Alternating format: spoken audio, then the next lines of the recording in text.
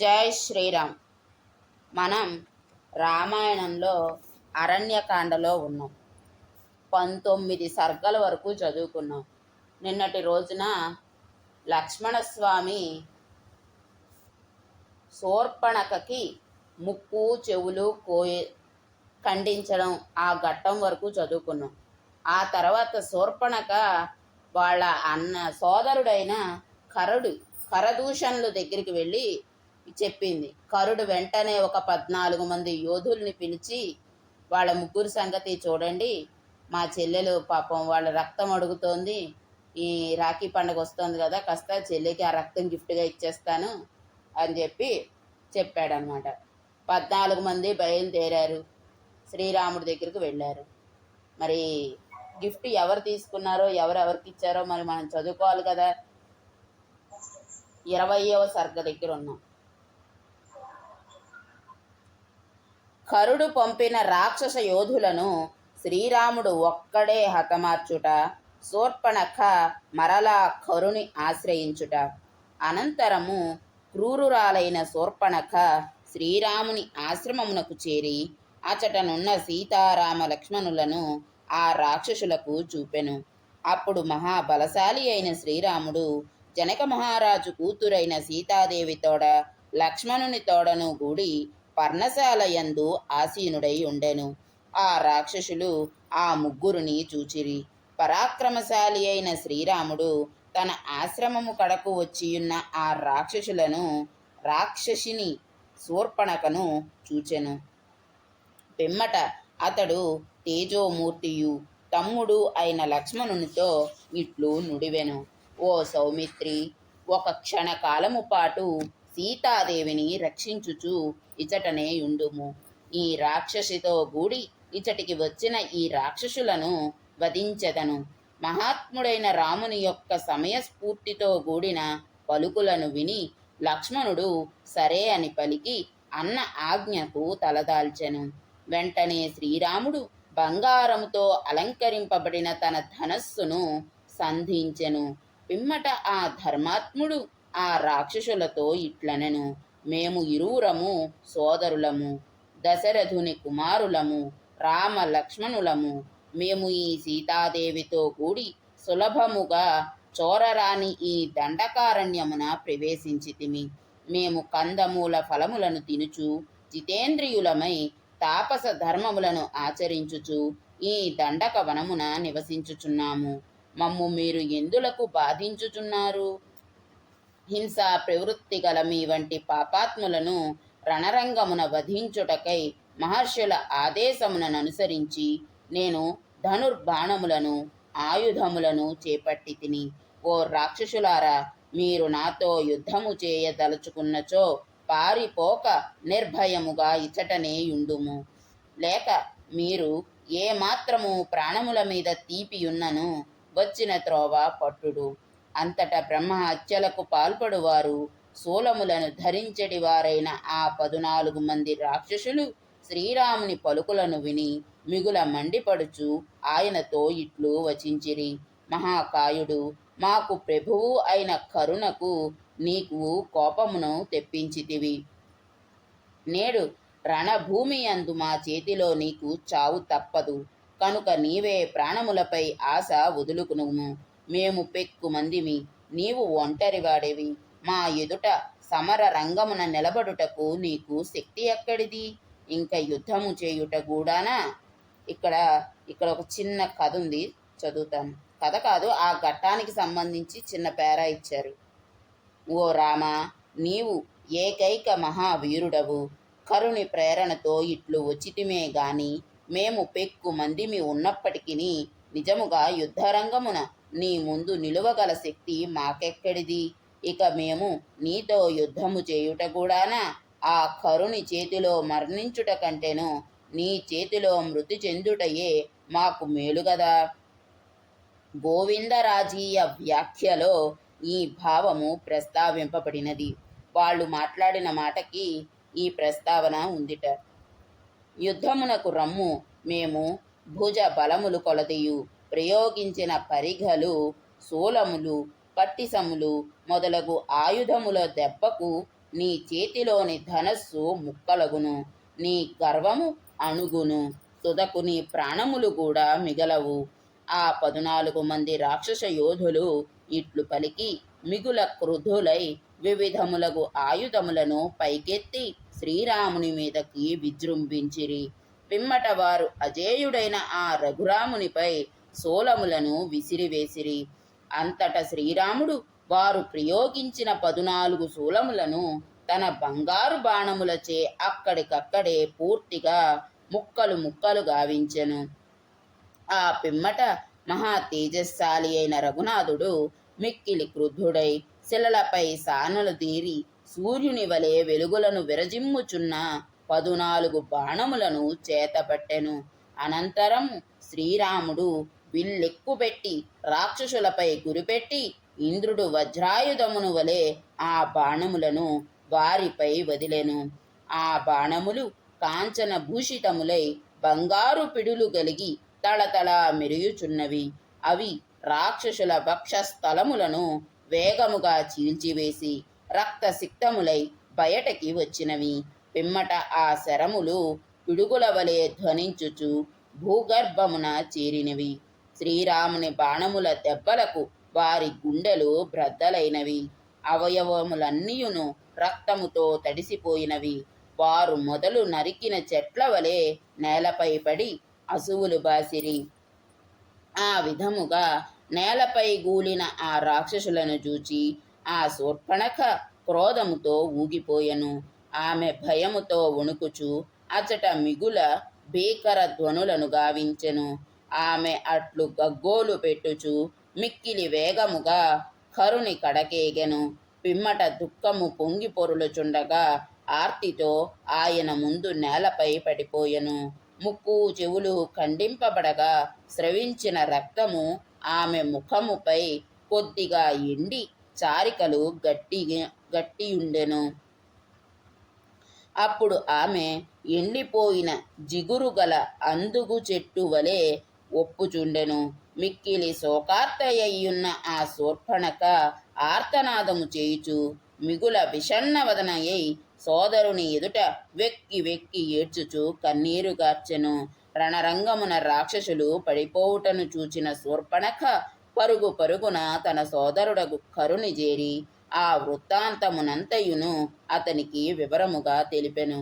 మొత్తానికి శ్రీరాముడు ఈ సర్గలో 14 మందిని 14 బాణాలతో ఒకేసారి సంధించి ఆ రాక్షసుల్ని హతమార్చడం అయితే జరిగింది. శూర్పణఖ ఈ వృత్తాంతం మొత్తాన్ని తీసుకెళ్ళి వాళ్ళ అన్నయ్యకి చెప్తుందిట. అది కూడా చదువుకుందాం. 21వ సర్గము. 14 మంది రాక్షస యోధులు రామునిచే హతులైన విషయమును కరుణకు తెలుపుచు శూర్పణఖ అతనిని ఆ రఘువరుని మీదకు రెచ్చగొట్టుట. 14 మంది చచ్చిపోయారు కదా, ఇంకా అన్నయ్యని హతమార్చడం అవసరమా? అవసరం లేదు కదా. అయినా మన మేడం గారు ఎక్కడ ఆగట్ల. సమస్త రాక్షసులు వినాశనము కొరకే దాపురించినదా అనునట్లు మరలా తన కడకు వచ్చి నేలపై బడియున్న ఆ శూర్పణఖను చూచి ఆ కరుడు మిగుల క్రుద్ధుడై ఆమెతో స్పష్టముగా ఇట్లు పలికెను. ఇక్కడ చూడండి, ఫస్ట్ లైన్ ఏం రాశారు? మొత్తం రాక్షసులందరినీ ఈ శూర్పణఖే చంపేస్తుందా ఏంటి అన్నట్టు మళ్ళీ వచ్చింది అని చెప్పి వాల్మీకి మహర్షి రాశారు. అది, ఓ శూర్పణఖ, వీరులు రక్తపానము చేసడి వారైన ఆ రాక్షస యోధులను నీ ప్రీతి కొరకై ఆదేశించి పంపినది ఇప్పుడే గదా, మరలా ఎందులకు ఏడ్చుచుంటివి?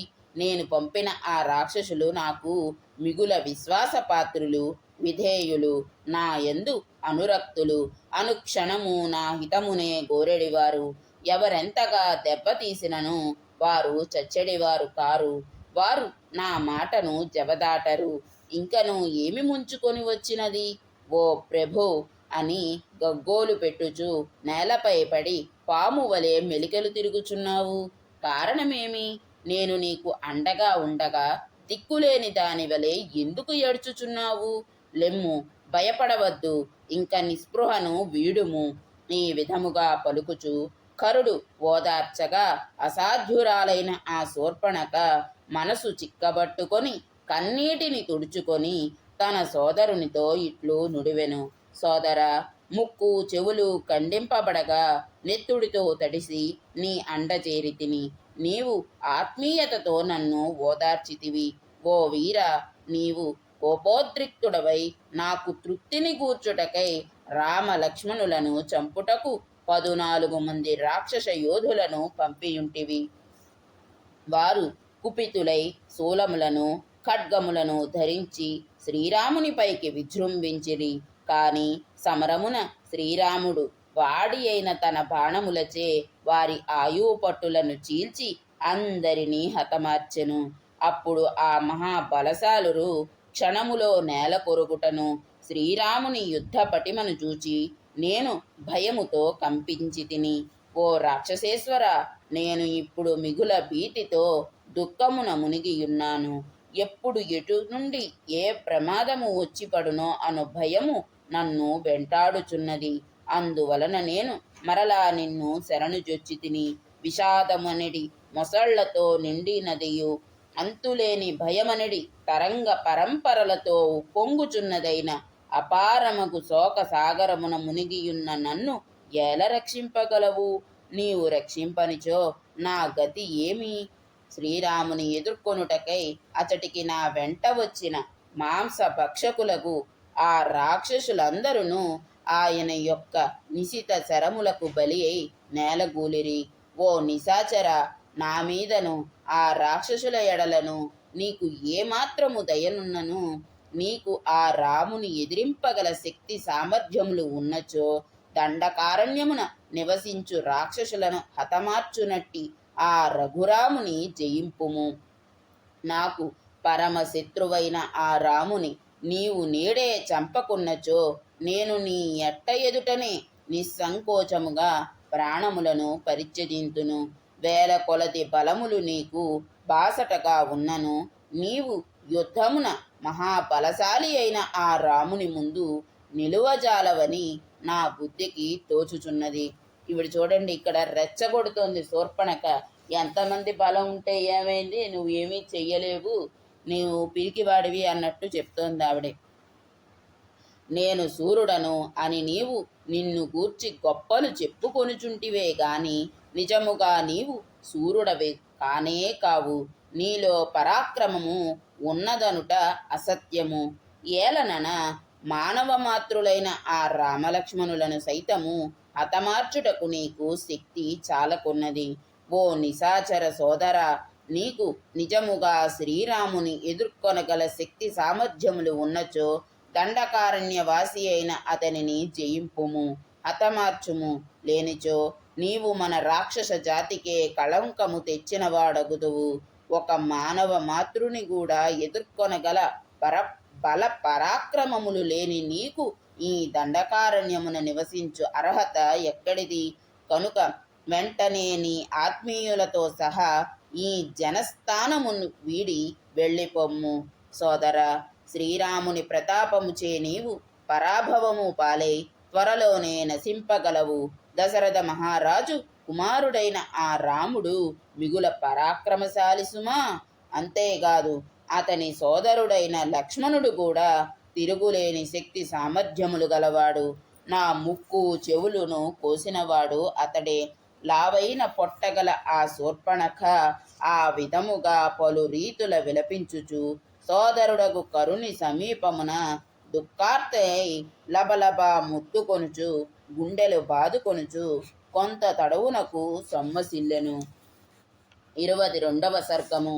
14,000 మంది రాక్షస యోధుల తోడను దోషణుని తోడను కూడి ఖరుడు యుద్ధమునకు బయలుదేరుట. రాక్షసులందరి సమక్షమున శూర్పణఖ సూర్యుడైన ఖరుని ఈ విధముగా అవమానింపగా వెంటనే అతడు ఉగ్రుడై ఆమెతో ఇట్లు తీవ్ర వచనములను పలికెను. ఓ సోదరి, నీకు జరిగిన ఈ తీరని అవమాన కారణముగా నాలో క్రోధము పెళ్ళుబుకుచున్నది.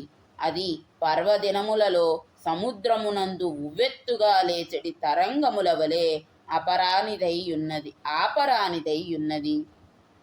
రాముడు మానవమాత్రుడు, పైగా అల్పాయుష్కుడు. నా పరాక్రమము ముందు అతడొక లెక్క. తాను చేసిన దుష్కార్యముల ఫలితముగా అతడు నేడు ప్రాణములను కోల్పోవుట తథ్యము. నేను రామునినే గాదు, అతని తమ్ముడైన లక్ష్మణుని కూడా నేడే యమపురికి పంపెదను. కనుక సోదరి, నీవు భయమును వీడుము, కన్నీరు తుడుచుకొనుము. ఓ రాక్షసి, అల్పాయుష్కుడైన ఆ రాముని నా గండ్ర గొడ్డలిచే రణభూమి అందు నేడే హతమార్తును. అతని ఎర్రని వేడి రక్తమును నీవు తనివి తీరా పానము చేయుదువుగాక. కరుని నోట వచ్చిన మాటలను విని ఆ దుష్ట రాక్షసి ఎంతయు పొంగిపోయెను. పిమ్మట ఆ మూర్ఖురాలు రాక్షస శ్రేష్ఠుడైన తన సోదరుని పొగడ్తలతో ముంచెత్తెను.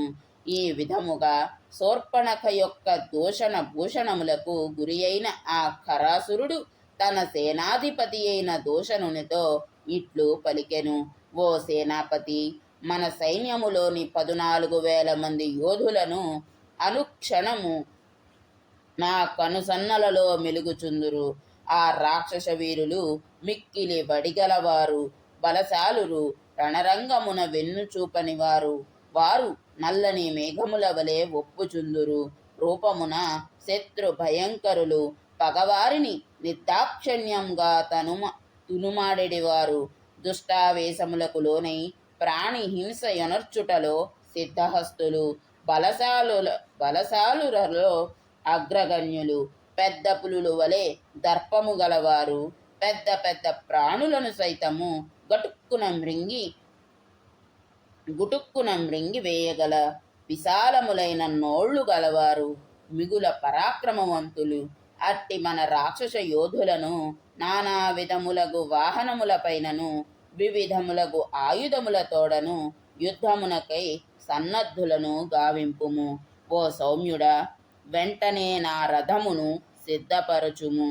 మరియు ధనస్సులను, పదునైన బాణములను, చిత్ర విచిత్రములైన ఖడ్గములను, బల్లెములను, ఇంకను వివిధములగు ఇతర ఆయుధములను అందు చేర్చుము. యుద్ధ విద్యలలో ఆరితేరిన నేను దుష్టుడైన ఆ రాముని తుదముట్టించుటకై మిగుల బలవంతులు, పులస్త్య వంశమునకు చెందిన వారైన యోధులకు ముందు భాగమున నిలిచి యుద్ధమునకు వెళ్ళదలుచుచున్నాను.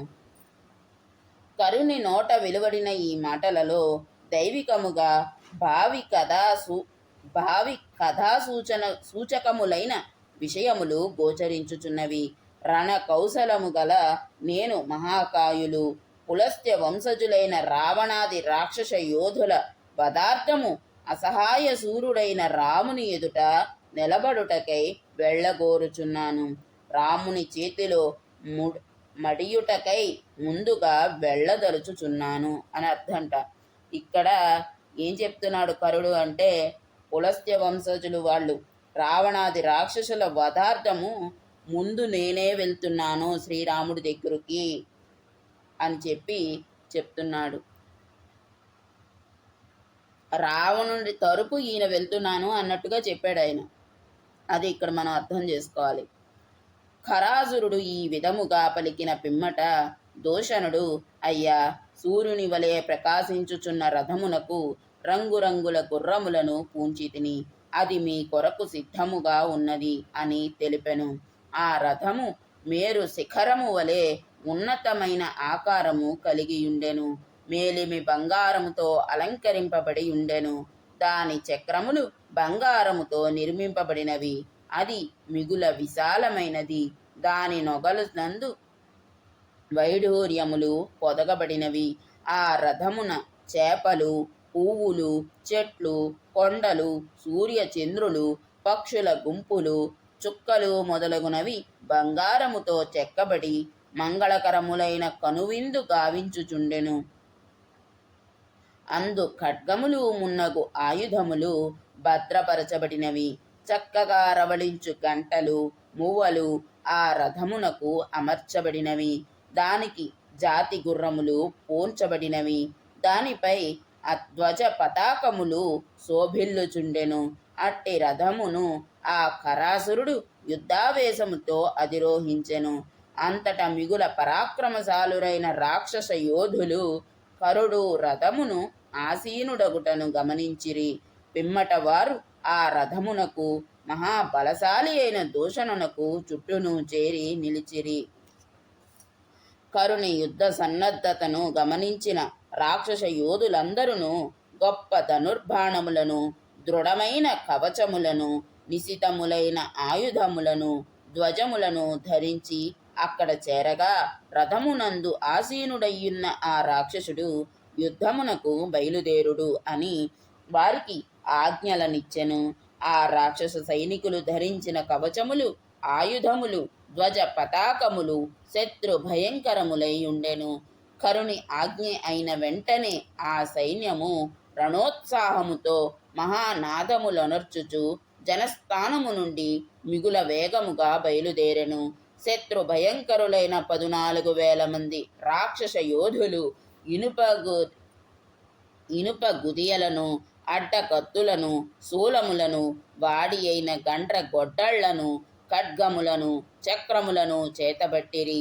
ఇంకను వారు మెరయుచున్న చిన్న చిన్న ఈటెలను, బల్లెములను, భయము గొల్పునట్టి ముండ్ల గదలను, గొప్ప గొప్ప ధనస్సులను, వివిధములగు గదలను, నానా వివిధములగు ఖడ్గములను, ఇనుప పొన్నులు గల రోకళ్లను, వజ్రాయుధములను, 8 అంచులు గల ఆయుధములను ధరించియుండిరి. వారందరూ కరుని ఆదేశములను పాటించుచు జనస్థానము నుండి ముందునకు సాగిపోవుచుండిరి. శత్రువులకు భయమును గొలుపునట్టి పరాక్రమశాలురైన ఆ రాక్షస వీరుల రణోత్సాహముతో అగ్రభాగమున పరుగులు తీయుచుండగా చూచి కరుని రథము కూడా వారికి వెనుక భాగమున తిన్నగా సాగిపోవుచుండెను. అంతటా అతని రథ సారథి బంగారు ఆభరణములచే అలంకరింపబడిన ఆ రంగురంగుల రథాశ్వములను యుద్ధ యాత్రకై కరుని ఆదేశానుసారము అదలించుచుండెను. శత్రు సంహారకుడైన కరుని యొక్క ఆ రథము అట్లు వేగముగా ముందునకు సాగుచుండగా దాని చక్రధ్వనులు దశ దిశలయందు మారుమ్రోగుచుండెను. శత్రువును వధించుటకై తహతహపడుచున్న కరునిలో క్రోధము ఇనుమడించుచుండెను. అతడు మృత్యుదేవత వలె భయంకరుడై ఉండెను. పెనుగాలులతో రాళ్ల వర్షమును కురియుచు గర్జించుచున్న మేఘము వలె కరుడు తీవ్రమైన కంఠస్వరముతో రథసారథిని ప్రేరేపించుచుండెను. ఇక్కడికి కరుడు, దూషణుడు తన వాళ్ళ 14,000 మంది సైన్యంతో బయలుదేరారు. ఆ తర్వాత రాముణ్ణి ఏం చేశారు, రాముడు వీళ్ళని ఏం చేశాడు అనే కథా విశేషాన్ని మనం రేపు చదువుకుందాం. సర్వం శ్రీ రామచంద్రమూర్తి పాదారవిందార్పణమస్తు. స్వస్తి.